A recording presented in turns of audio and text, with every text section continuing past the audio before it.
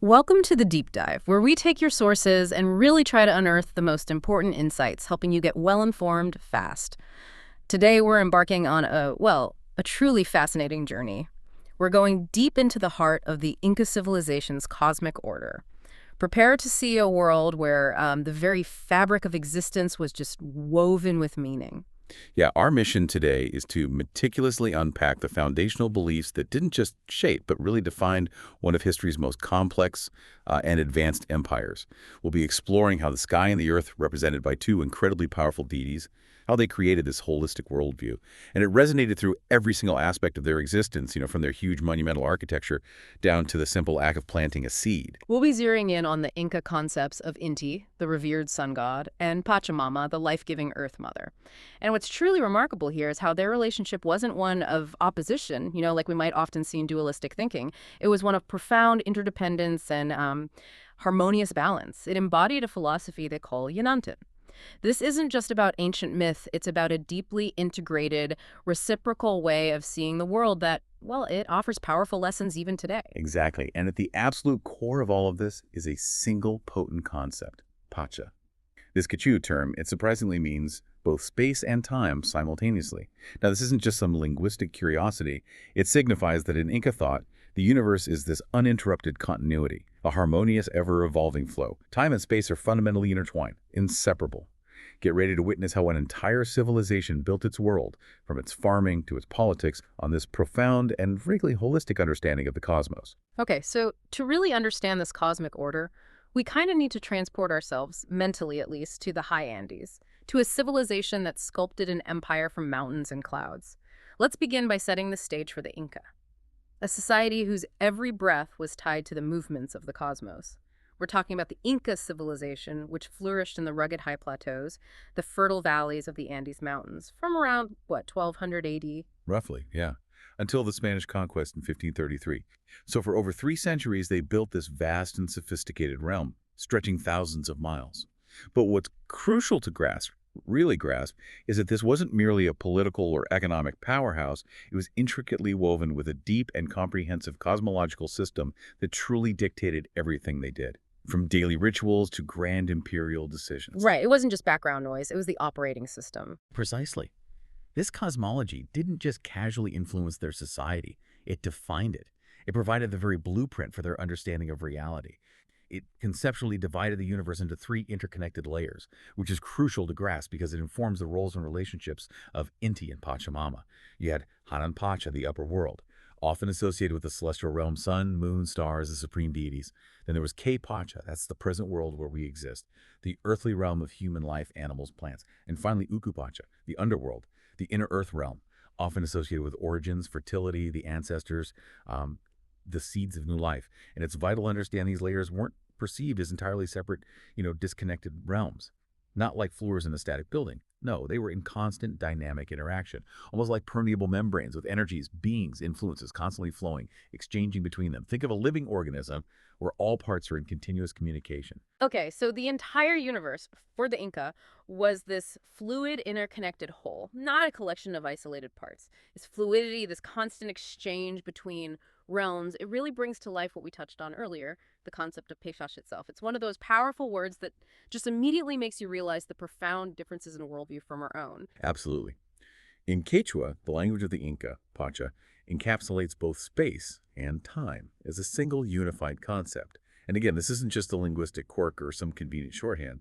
It signifies that in Inca thought, the universe is an uninterrupted continuity, harmony, where time and space are fundamentally intertwined, inseparable. It's not the space and the time, but the space-time, a single evolving cosmic tapestry. This means that every event, every place, every moment is part of a larger, living continuum. So when the Inca interacted with a mountain, for instance, they weren't just in a geographical space. They were in a living space-time that held the memory of generations, of sacred events from the past, and crucially, of future possibilities. This profound, seamless connection extended to the relationship between humans, nature, and the gods. It was based on mutual obligations and a constant striving for balance, a concept known as agini, or reciprocity.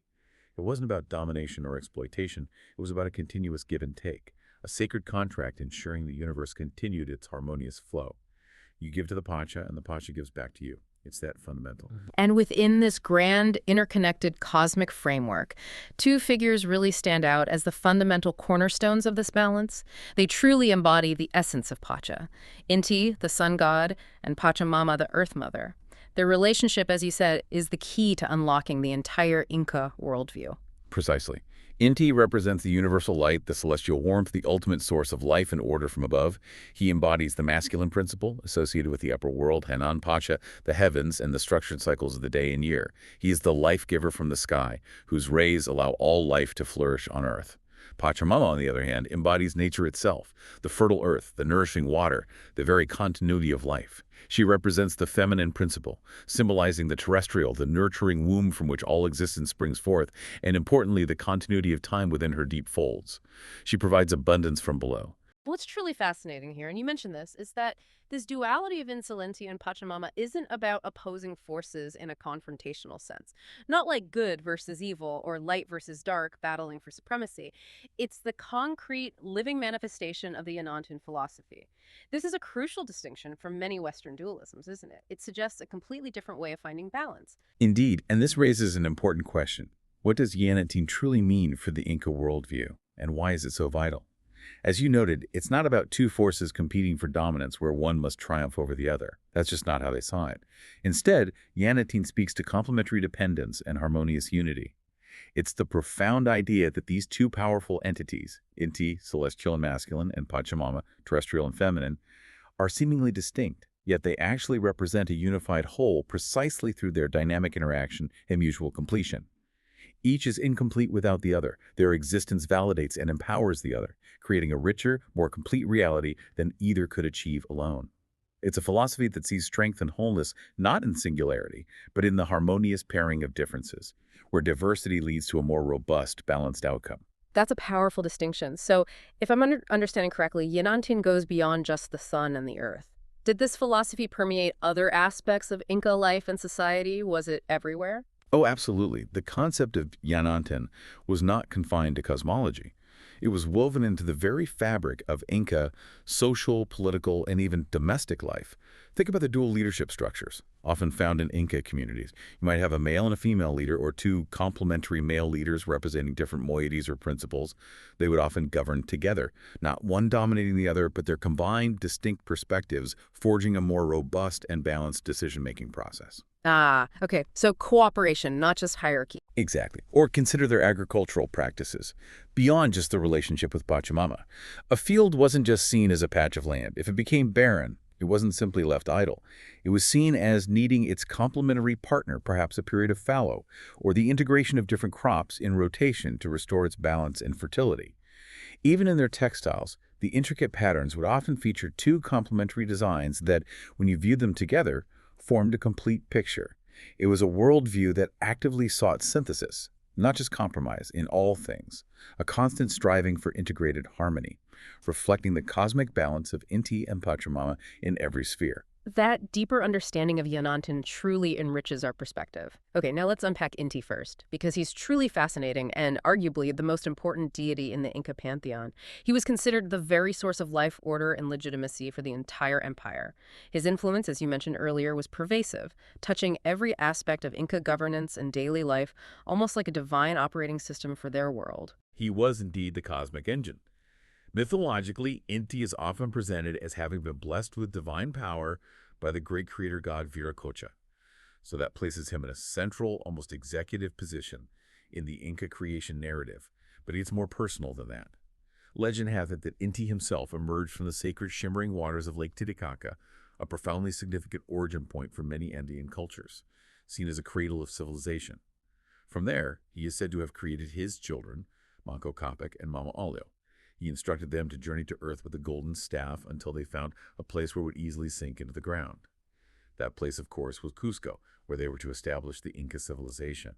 This act wasn't just a divine fiat, it was a carefully orchestrated foundation for a new cosmic and social order, a divine mandate for their empire. That's a powerful founding myth, isn't it? And here's where it gets really interesting for the structure of the empire. This myth directly tied the Sapa Inca, the emperor, to a sacred lineage, calling him the son of the sun. How did that divine connection translate into practical governance and control across such a vast empire? That seems crucial. It was far more than just a convenient story or, a clever piece of propaganda. It was the bedrock of their political ideology, a divine charter that laid the unshakable foundations for the social hierarchy and state authority. By asserting that the Sapa Inca was a direct descendant, a living embodiment of Inti, it validated the divine origin of the rulers and the entire Inca nobility. Their right to rule wasn't merely inherited through human lineage, but bestowed by the most powerful deity, the very source of cosmic order. So questioning the emperor was questioning the sun itself. Pretty much. This divine connection ensured the people's absolute obedience and unity across diverse conquered regions. Any challenge to the Sapa Inca was perceived as a direct challenge to the cosmic order itself, an act against the sun. Linguistically, Inti simply means sun in Quechua, but the figure itself is a powerful synthesis. It merged and elevated ancient sun cults inherited from pre-Inca Andean civilizations. This connected him not just to abstract divinity, but to the tangible daily rising and setting, his celestial position throughout the day, and the precise annual cycles of the sun, all utterly vital for agricultural societies. Yeah. So Inti wasn't just a god, he was the cosmic clock, the divine legitimizer, and the life force woven into the very fabric of their existence, the reason for their prosperity and their purpose. Given Inti's central role in legitimizing the state, it's no surprise that his worship permeated every level of society, culminating in these spectacular ceremonies. How did the belief in Inti translate into tangible structures and systems that people could see and interact with daily? Well, the Coricancha, or Golden Courtyard Temple in Cusco, stands as a paramount example of Inti's importance manifest in physical form. This was the central place of worship for Inti, and its very design speaks volumes about his power. It wasn't just a religious site, it was the undisputed cosmic and political heart of the state. Imagine a temple whose walls were literally adorned with massive sheets of gold plating, reflecting the sun's light so intensely that it would have appeared to radiate the divine energy of Inti himself. A true earthly representation where the celestial literally touched the terrestrial. Wow! Precious stones, intricate mosaics, and life-size gold and silver representations of corn and llamas filled its interior. Its opulence was breathtaking, a testament to Inti's power and the Sapa Inca's direct divine connection to him. It was a place designed to awe, inspire, and remind everyone of the sun god's omnipotence and the ruler's divine mandate. Golden Courtyard really paints a vivid picture, and I recall something about a system of lines radiating from it, almost like a giant sacred map across the landscape. Is that right? That would be the incredibly complex and ingenious Sikh system, yes. These were not physical roads, but rather imaginary lines, conceptual pathways that radiated out from the Coricancha in Cusco, extending into the surrounding sacred landscape. There were about 41 such Sikh lines, and along each of them were specific wakas, sacred shrines which could be natural features like rocks, springs, caves, or even man-made structures. Each waka held its own ritual significance, often tied to a specific myth or historical event. Okay, so like points on a sacred grid. Exactly. And the brilliance of this system was its socio-political function. Responsibility for maintaining and performing ceremonies at these wakas was meticulously assigned to different islas or kinship groups in the surrounding areas. Right. This meant the Sikh system wasn't just a spiritual map. It was a living, breathing, socio-political blueprint. It ensured every segment of society had a defined role in maintaining cosmic harmony and reinforced the state's central authority through shared ritual obligations. It integrated diverse communities into the imperial structure by giving them a sacred duty tied to the very heart of the empire. It truly sounds like Inti was at the center of their entire state apparatus, from architecture to social organization, and the most significant ceremony dedicated to him was Inti Raymi, the Festival of the Sun. This must have been quite a spectacle, truly a grand affair for the entire empire. It was indeed a massive, elaborate event. It underscored the very pulse of the Inca year. Held during the winter solstice, which marked the shortest day of the year, when the sun reached its lowest point in the sky, this ceremony was a critical moment. It symbolized the sun's rebirth, the beginning of the agricultural year, and the renewal of cosmic order. It was a moment of profound cosmic anxiety and hope, where the Inca people sought to, coax the sun back to its strength and ensure its return for the coming planting season. Priests and rulers, including the Sapa Inca himself, would make elaborate offerings before immense crowds. These offerings included animal sacrifices, typically llamas, their hearts often presented to the sun, and notably child sacrifices. These were not random acts, but highly ritualized and deeply significant offerings, the ultimate expression of reciprocity with the divine. Child sacrifices. That's a detail that, to a modern ear, certainly stands out and can be jarring. Can you tell us more about the Incas' understanding of this practice? What was the philosophy behind it, particularly the role of purity and cosmic renewal? Right. To truly grasp the capacoches, or child sacrifices, we really have to try and shed modern preconceptions and understand them within the Inca's comprehensive integrated worldview. For the Inca, these were not acts of cruelty, but the ultimate, most sacred form of ayini, that reciprocal exchange with the cosmos. These children, often chosen for their physical perfection, beauty, purity, were seen as the purest link between the human and divine realms. A flawless seed planted to ensure the harvest of cosmic order and imperial prosperity. So they were seen as messengers. It's exactly divine envoys. Their journey to the gods was not seen as a demise, but a sacred transformation, a profound honor. They were believed to become intermediaries, traveling to the divine realm to intercede directly with the gods on behalf of the Inca people. Especially during times of immense cosmic anxiety like the winter solstice or imperial expansion, or periods of severe crisis like drought or famine. Their sacrifice was a way to maintain pancha balance, to nourish the cosmos, and to guarantee the continuation of life. Blood was also symbolically offered to the earth and the gods as a powerful representation of the continuous transformation between life and death, life feeding death, and death in turn regenerating life. This ceremony was a central event in the Inca calendar, a moment of profound spiritual and communal unity, bringing the people together religiously and socially, reinforcing the state's existence as a sacred duty to maintain cosmic harmony and the continued prosperity of the empire. The precision required for such critical ceremonies, especially given their agricultural focus, suggests a really deep astronomical knowledge. Were their rituals inextricably linked to astronomical events, almost like a celestial clock guiding their daily lives? Absolutely. The movements of the sun were meticulously observed, far beyond simple curiosity, because Inti's rituals and the entire agricultural calendar were synchronized with astronomical occurrences with remarkable precision. They used sophisticated structures like the Intihuatana stones, a name that literally means tying the sun in Quechua. These aren't just random rock formations. They were carefully carved with a central gnomon, a projecting knob or pillar. As the sun traversed the sky, the shadow cast by this gnomon would precisely align with specific carved notches or platforms on the stone at critical astronomical moments. Like solstices and equinoxes. Exactly. Summer and winter solstices, the equinoxes. This meticulous alignment allowed them to mark the solar year with pinpoint accuracy, guiding agricultural cycles, ceremonial timings, even the planning of military campaigns. These stones served as astronomical calendars and ritual altars, anchoring the earthly realm to the celestial cycles, ensuring their lives flowed in harmony with the cosmos. That's incredible. An ancient solar calendar essentially built into their architecture, allowing them to predict and plan with such precision.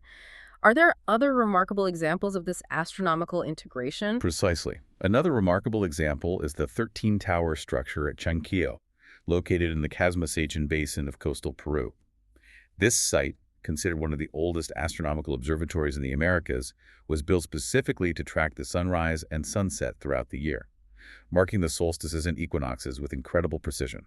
The towers, when viewed from a specific observing platform, align perfectly with the sun's position on key dates, allowing observers to pinpoint the exact day of the solstices and equinoxes. Wow, just built right into the landscape. Yeah.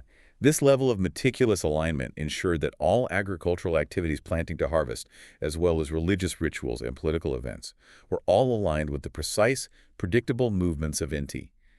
It demonstrates a profound understanding of archaeoastronomy and a society so deeply attuned to the rhythms of the cosmos that their lives were literally dictated by the sun's journey across the sky. While Inti commanded the heavens, the very ground beneath their feet, the earth that nourished every living thing, held an equally profound power. Let's now descend from the celestial realm to explore Pachamama, the Earth Mother, and her indispensable role as the other pillar of Inca cosmic balance. She's often simplified to Mother Earth, but her name itself is far more revealing, isn't it? She carries a much deeper meaning than just the ground beneath our feet. It is indeed a revelation. Pachamama is a profound combination of Pacha, which, as we discussed, signifies that holistic universe encompassing both space and time, and Mama, meaning mother. So she's far more than just Mother Earth in our modern, often abstract sense. She is the very material and temporal foundation of the universe, the living embodiment of Pacha itself as a nurturing force.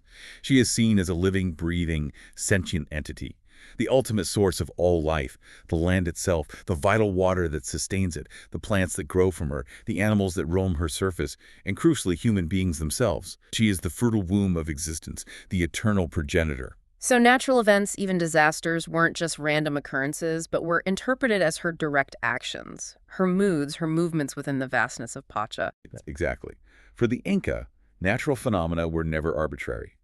Natural disasters like earthquakes or volcanic eruptions were not mere geological phenomena. They were interpreted as direct, powerful manifestations of Pachamama's anger, her displeasure, or her massive, shifting movements beneath the earth. Similarly, bountiful harvests and periods of abundant rain were seen as her blessings, her generous bounty, while droughts and famines were interpreted as her withholding, a sign of her displeasure, or maybe a call for renewed reverence. So you had to pay attention. Constantly. This all-encompassing understanding instilled a profound and constant respect for her, making it a fundamental religious and ethical responsibility for Inca and Andean communities to show continuous reverence and to avoid disturbing the natural balance in any way. Her feminine quality is intrinsically linked to the land's productivity and life's nourishment. She gives birth to all living things, cycling them through her embrace. And this feminine terrestrial power, combined with Inti's masculine celestial solar energy, ensures the universe's continuous vitality and the ongoing cycle of life, growth, and renewal.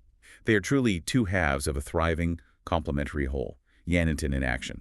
Given her immense importance, I imagine rituals dedicated to Pachamama were deeply embedded in daily life. Not just grand ceremonies, but everyday acts of reverence and gratitude. They were, absolutely. These rituals formed an inseparable part of both individual and communal existence, especially crucial in rural agricultural communities where people lived in intimate connection with the land. Simple daily acts, like pouring chicha, that fermented corn beverage, outside homes in the morning as an offering, a libation to the earth, or offering sacred kokalis before embarking on a journey, beginning a new task, or even just enjoying a meal, were common traditions. The little acknowledgments. Yes, these weren't elaborate sacrifices, but rather heartfelt small offerings, often accompanied by quiet prayers. To ask for Pachamama's blessing, to show profound gratitude for her bounty, and to consciously maintain harmony with nature. They were constant, tangible reminders of the reciprocal relationship, the eni, between humans and the earth. And were there larger, more elaborate ceremonies, perhaps on a community-wide scale, similar to Inti Raymi for the sun? Definitely. The Hewaraku, or Corpachata ceremonies, traditionally held in August, were the most significant community-wide celebrations dedicated to Pachamama. August was considered a time when the earth was most open and receptive, often after the harvest and before new planting, a period of transition. During these events, elaborate and meticulously prepared despacho offering bundles were created. These bundles were complex, symbolic arrangements of various natural elements, seeds, grains, flowers, kokalis, alongside food items, sweets, even small symbolic treasures like silver or gold leaf, each representing a different aspect of life or particular request. Like a care package for the Earth Mother. In a way, yes. These despacho bundles were then either buried deep in the earth or sometimes burned, depending on the specific intention or regional tradition. The despacho served as a symbolic expression of profound gratitude to nature for its sustenance and a humble request for future balance, fertility, and abundance. All Pachamama rituals, from the smallest daily gesture to the grandest community ceremony, were understood as a reciprocal exchange, a deep, continuous irony. Humans gave back to the earth in order to ensure the land's continued fertility, water abundance, and the well-being of all living things. This belief also dictated very practical behaviors, like avoiding harming the land, not over-farming a particular plot, or polluting water sources, out of deep respect for nature as a living sacred entity. This profound reciprocal relationship with Pachamama seems to have directly influenced their approach to agriculture, leading to highly sophisticated and sustainable practices that still impress us today. Absolutely. Inca agriculture is a direct, living reflection of their Pachamama belief. It wasn't just pragmatic farming. It was a constant living prayer, a devotional act of working with the earth. In the challenging Andean geography, with its steep slopes, diverse microclimates, varying altitudes, they developed incredibly sophisticated terracing systems, like the breathtaking examples you find at Pisac or Marais. These were not merely engineering marvels, they were masterworks of ecological wisdom, meticulously designed to create and utilize every available microclimate, allowing them to cultivate a vast array of crops. Like thousands of potato varieties, right? Over 4,000 varieties of potatoes, yes. Plus quinoa, corn, beans at different altitudes. They also practice what's known as vertical ecological zonation, strategically growing specific crops in particular altitude zones to maximize output, ensure biodiversity, and mitigate risks. These were not simply agricultural techniques. They were concrete, large-scale applications of living in profound harmony with nature, demonstrating an unparalleled ecological wisdom. So their farming methods were a form of devotion, a way of interacting with Pachamama directly and sustainably. Precisely. All these practices aim to use land and water efficiently, to ensure sustainable production without disrupting the natural cycles, and to work with the land rather than against it, understanding its rhythms and needs. They genuinely believed that excessive land use, overexploitation, or the introduction of harmful interventions would incur Pachamama's wrath, leading to dire consequences like droughts, famines, and barren lands. Thus, the Pachamama belief truly formed an early, comprehensive environmental ethic and a deep understanding of sustainability that is remarkably relevant even today. It was a system built on reverence, reciprocity, and a long-term view of ecological health, ensuring the land could continue to provide for future generations. It sounds like Pachamama wasn't just about the earth itself, or even just agriculture, but also about the very fabric of Inca society and its social structures, influencing how people lived and related to one another. Indeed, her influence permeated every layer of Inca life. She was not only the mother of nature, but also absolutely fundamental to the economic and social structure of the community. Agricultural production, the availability of precious water resources, the health of their animal husbandry, all these vital aspects of their economy and daily survival were believed to depend directly on her consent and benevolent disposition. This shared reliance on Pachamama fostered an incredibly strong sense of communal unity and solidarity. The well-being of the individual was inextricably linked to the well-being of the community, which in turn was linked to the mutual appreciation and respectful interaction for the life provided by Pachamama. It created a collective responsibility for the health of the land. And did her feminine nature influence gender roles within Inca society, perhaps giving women a particular sacred standing or specific responsibilities? It absolutely did. The sacred role of women in tending to nature and the land, from cultivating crops and managing water sources to processing harvests and maintaining household gardens, was considered a societal reflection of Pachamama's feminine essence. Women were seen as nurturers and caretakers, mirroring the Earth Mother's role as the ultimate provider and sustainer of life. This provided a cosmic context for gender roles within Inca society, giving women a significant and respected position tied directly to the life-giving power of Pachamama. Their work was not merely labor, but a sacred duty, essential for maintaining cosmic balance and the community's prosperity, directly contributing to the Inani with the earth.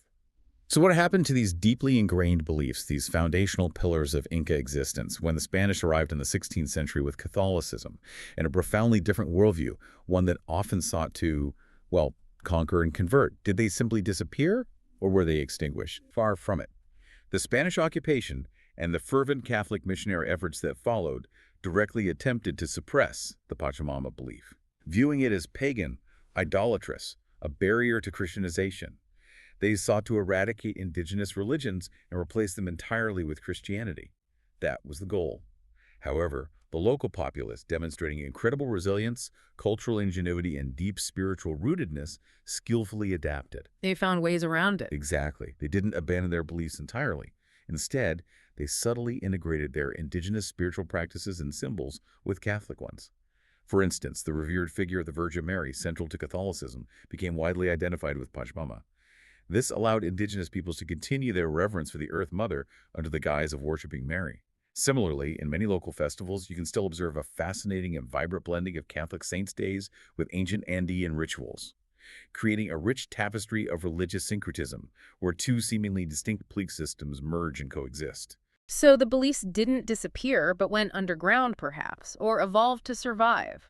That's a powerful testament to their deep roots and enduring spiritual significance. That's right. This complex interreligious interaction prevented the complete eradication of the Pachamama cult. While public overt worship might have been curtailed and punished, its rituals continued, often in secret, performed in remote areas, or thinly veiled under Catholic rites and iconography. This continuity became a vital part of communal solidarity and cultural preservation, a quiet yet powerful act of resistance and identity maintenance against colonial imposition. The reverence for Pachamama continued to be passed down through generations, ensuring the survival of these ancient ways, becoming a bedrock of Andean identity even today. It's a powerful example of cultural resilience in the face of immense pressure. It's incredible how ancient beliefs, seemingly from a distant past, can resonate so powerfully in modern times long after empires fall. Is Pachamama still relevant today beyond just historical curiosity, perhaps influencing contemporary issues? Absolutely.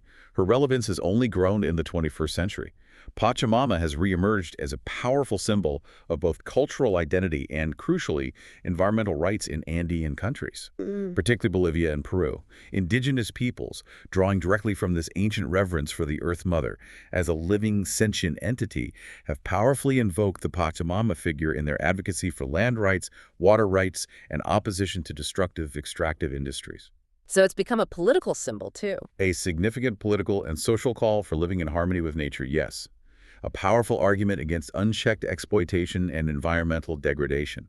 She's now a global symbol of their enduring connection to the land and their traditional wisdom, gaining international recognition.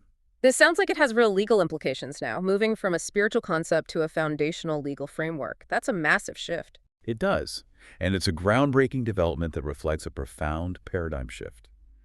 A concrete and highly significant example is the inclusion of the Madre Tierra, Mother Earth concept in the Bolivian Constitution, which was adopted back in 2009. This represents a pivotal moment in legal history as it legally recognizes the rights of nature. It grants ecosystems and the Earth legal standing and protection, much like human rights. Rights of nature. Wow. Exactly. This inclusion emphasizes the importance of ecological balance and sustainability, shifting the paradigm from nature as merely a resource to be exploited to nature as a living entity with inherent rights that must be respected and defended. It's a powerful testament to the enduring power and adaptability of these ancient beliefs, demonstrating how deeply rooted spiritual concepts can become guiding principles for modern environmental law and social justice, offering a model for how humanity might re-envision its relationship with the planet. What a profound journey we've taken today. From the intricate understanding of the three cosmic layers, Hanan Pacha, K Pacha, and Uku Pacha, to the interconnectedness of space and time embodied by Pacha itself, and the profound balance represented by Inti, the celestial sun god, and Pachamama, the terrestrial earth mother. We've seen how these figures weren't just deities, but fundamental principles that shaped every facet of Inca society, influencing their politics, their agriculture, their social structures, their daily life, creating this holistic and reciprocal universe. Yeah, this deep dive truly highlights how the Inca worldview was fundamentally built on that philosophy of Yanantin. The idea that complementary forces, like the sun and the earth, the celestial and the terrestrial, masculine and feminine, come together not in opposition, but in harmonious unity, each making the other complete and more vibrant. It offers such a powerful counter-narrative to our often dualistic thinking, where we tend to see things in terms of binaries and conflicts rather than as integrated parts of a larger whole. And perhaps the most impactful takeaway is how these ancient beliefs continue to influence and shape the present. From a philosophical understanding of ecological balance to concrete legal rights for Mother Earth, it's not just a relic of the past, but a living tradition, adapting and asserting itself in vital new contexts, reminding us of a different way to be in the world. And this raises an important question for you, our listener, as you reflect on this deep dive. In our modern societies, how do we conceptualize our relationship with the earth and the sun? With nature and the very forces that sustain us? Do we still view them as separate entities to be conquered or merely resources to be consumed? Or can we begin to embrace a more integrated, reciprocal view, recognizing our place within a living system? What can we learn from the Inca's integrated cosmology about our own position within this ever-flowing Pacha? And how might a deeper reverence for complementary forces reshape our actions and beliefs, maybe leading us towards a more sustainable and harmonious future? Something to mull over until our next deep dive.